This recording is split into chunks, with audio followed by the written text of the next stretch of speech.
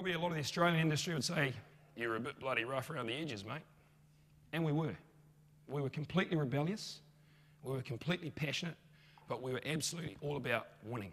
The game, the win was to make sure the customer got the results. So we sort of turned the industry on its top, and we came out with very choreographed, simple, results-orientated programs. We spent a lot of time developing those. And the first place we came to was Australia, and I was the guy, the ring bearer, that arrived in Australia back in 1996 with this program called Pump. And I'll tell you what, the Sydney people at the time, they didn't like a Maori boy running around with a barbell. And I'll be honest, it was bloody tough. You know, they looked at me like I was some sort of freak. Anyway, step by step, some people said, hey, this is pretty cool. And in an amazingly short period of time, we had sort of 40 or 50 clubs throughout New South Wales and then spreading around Australia doing this stuff. And even people in Western Australia got involved. Do you have Western Australia, Jax? Whoops. So it just spread really quick. It was simple. And then we realised that it was good to have the program being great, but what you really needed was to have a team of rock star instructors. But we suddenly also realised that the previous prima donnas had been the reason why we died. So it was all about team, not just one individual. So we got this whole sort of culture thing going on, right? Everything we do at the top is about creating a team. You know, I saw an incredible team standing up here before, the thought leader mentor team. And we had the same sort of thinking. You know, it's not about one person going out there. We've got to replicate this thing so fast it's not funny. So we were looking for like-minded people, like-bodied people. And it was amazing. Once we put the message out there, you get the right idea out in the market, people just came. They flooded Australians from all over. And what was really cool, and all of you should take pride in this, I landed here in 1996 with this program called Pump. In 3 years, Body Pump was in a category of the top 3 activities in Australia for people to do for exercise. Every week in this country, about 500,000 people are doing our classes. So take a bow. It's all about you. Yeah. So those of you who are thinking, hurry up and get to your point, there it is there. How do you go from 5 to 5 million? 4 things. Get a great idea, innovate, breed a tribe. People said about build a tribe. I've never built a person in my life, but we can breed them.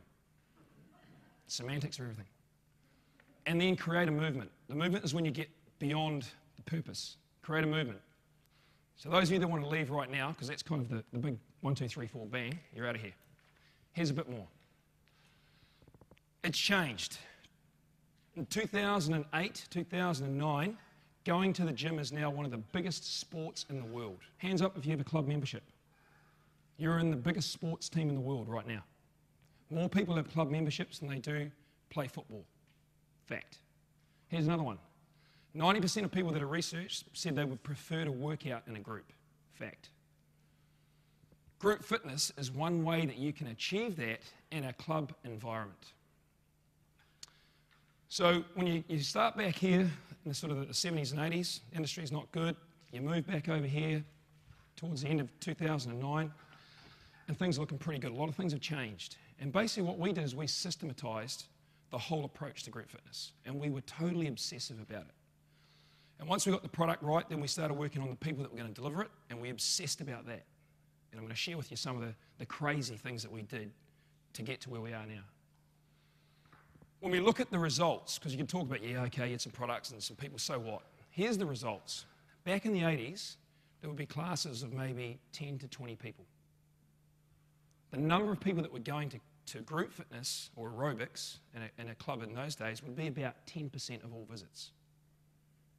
15 years later, when they plugged our system in, and we've got 13,000 clubs to survey, so I think it's a reasonable sample, we're seeing classes of 300 people. We're seeing total group fitness visits to a club of 50 to 80%. Not bad. Think about your own industry that you're in. If you had the same sort of numbers going on, what would it mean for you? Here's the other powerful bit.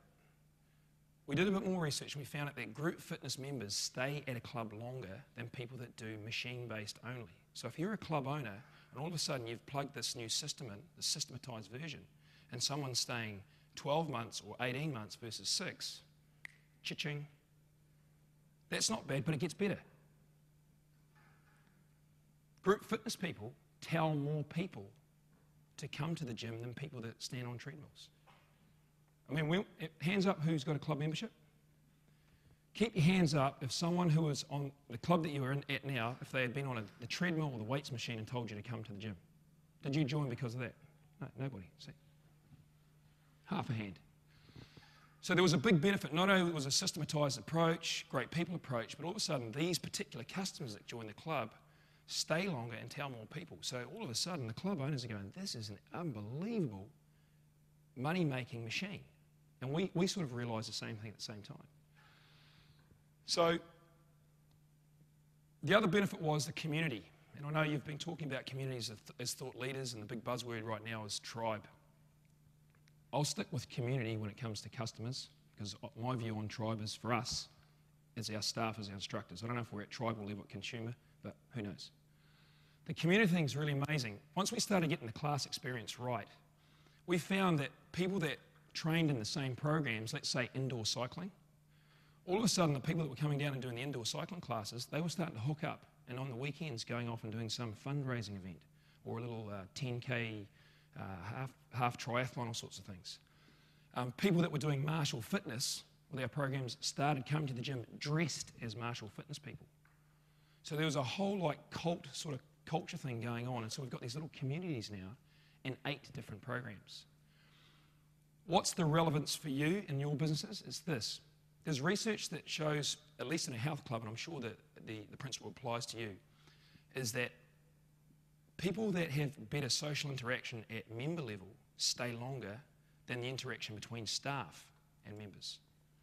I'm not sure if that's a revelation for you, but in our industry, we used to do lots of training on our staff. You know, we're going to show you how to be more friendly and proactive with your members.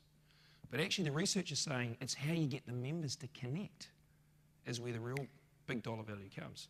Subtle shift, but I think in thinking, it's massive. So a lot of our training now is shifted to how do we get the members to connect? And our big campaign right now is how to create more freaks. That's our positive word about going to the gym. Let's create more freaks.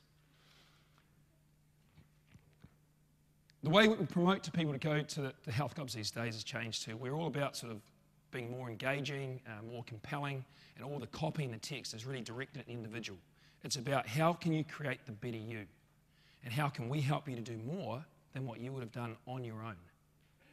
And we used a whole bunch of different marketing. In the industry, we're known as the rebels, and I just want to show you some of the stuff that we used, which was totally against what the industry was doing at the time. We started using cultural tattoos as watermarks.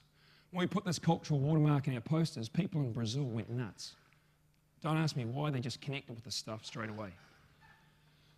We did the US approach, the branding. There's no group fitness imagery in there at all. This is done in the desert near Vegas. And people look at the post and go, what's that all about? And then you get a bit closer and then you read about it. So it's a bit of a clever one. Then we decided to use nature.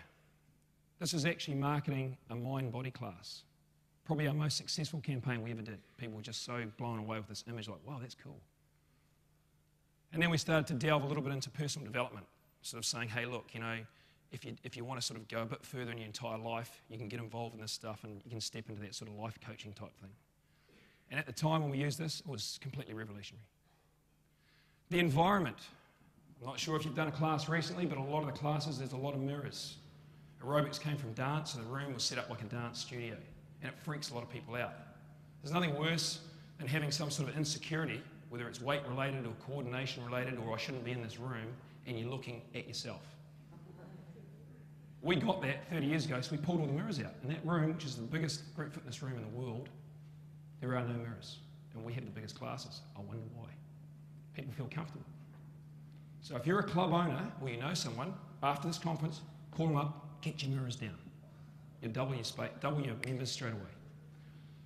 And then we decided to go into the entertainment side. You know, this is a room where people go and cycle. 10 years ago, if you did a cycle class in Sydney, it probably would have been in a revamped squash court. An old racquetball court, 4 walls, stereo, a few bikes, boring. This is like Peloton, Tour de France stuff. When you're in there, you're cycling 45 minutes, it's cool, it's distracting you from the boredom and everything, and then you're actually even paying for it, the extra pain to go through it. So we use disassociation and the whole environment to take you away from the pain and discomfort of exercise. So group fitness for us is the new rock concert, and it's available in 13,000 locations around the world. I know we heard U2 yesterday. U2 don't even do 13,000 concerts. We do. Every week.